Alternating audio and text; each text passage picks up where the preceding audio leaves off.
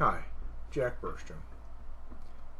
This episode is going to continue talking about my trip to Scotland. So I am a relative of Robert Burns, a famous poet in Scotland.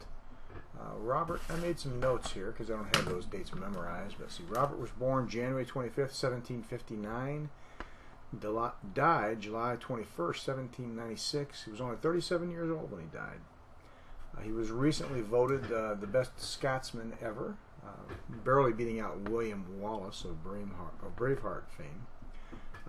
When I went to visit him, I went to see where he's buried at St. Michael's Churchyard in Dumfries, Scotland. Dumfries, again I'm reading here, which is kind of interesting to do. Dumfries is on the west coast of Scotland, near the mouth of the River Nith, which leads into the Solway Firth. So it's a nice little town.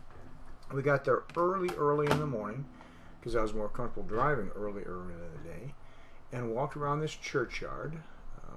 Everything in Scotland's covered in moss. If it's been there any period of time, it's got moss and lichen on it because it rains there all the time. Although the Scots won't ever admit that it's raining. They have like 50 words for rain without ever saying that it's raining, much like Eskimos and snow, I believe. So, oh hi man, it's just a little mist, which would be for me a torrential downpour. But don't carry umbrellas, unlike the British. It's interesting. But still, wanted to see where my ancestor was buried. He is buried in a mausoleum in this little churchyard in Dumfries. And with him are his wife, kids, mistresses, because people kept digging them all up. He was and is as popular as any rock star ever was, although he's been dead for a long time. When I got there early in the morning, this beautiful white mausoleum, the steps leading up to it were covered in red roses. He wrote a poem about a red rose. And women had come from all over the world in the night, dropping off letters and red roses. Was really was interesting to see his effect. Now, I take no special claim from having been one of his ancestors. He has 600 living descendants through his 12 children. So there's a bunch, and that was years back. There could be 800,000 for now. What do I know? Another generation has come and gone since that number was published. But still, it was interesting, and since I was the only one there, and I was related to Robert, I took the chance to read some of those letters. And people were just talking from women, all women, from around the world about how much he had touched their heart, about how much they loved him.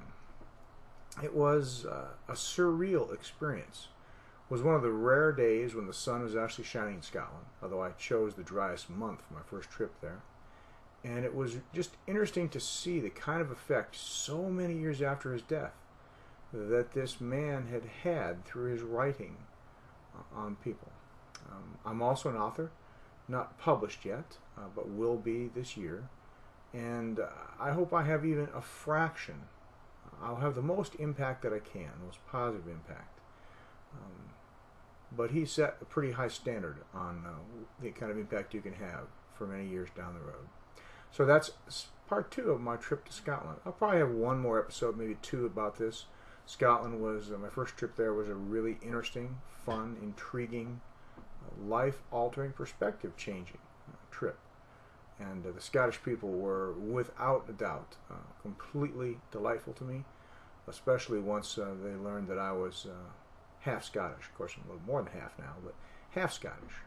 This is Jack Bergstrom, coach, speaker, author of the upcoming book, Mastering the Art of Business by Referral, wishing you a fantastic rest of your day.